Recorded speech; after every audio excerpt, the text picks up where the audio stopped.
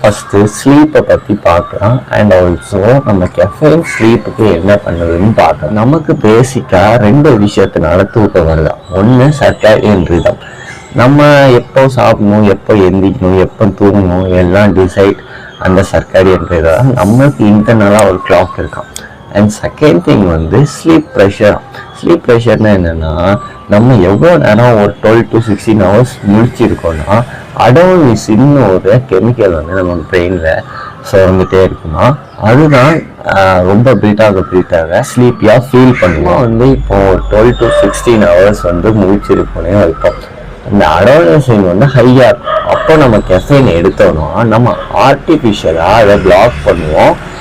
இது எப்படின்னா, கெஃபைன் வந்து ஒரு நேச்சுரல் இன்க்ரீடியன்ட்டு, ஒரு நேச்சுரல் ப்ராடக்ட்லாம் கிடையாது. அது வந்து ஒரு சைக்கோஸ்டிமுலன்ட்டுன்னு சொல்கிறாங்க.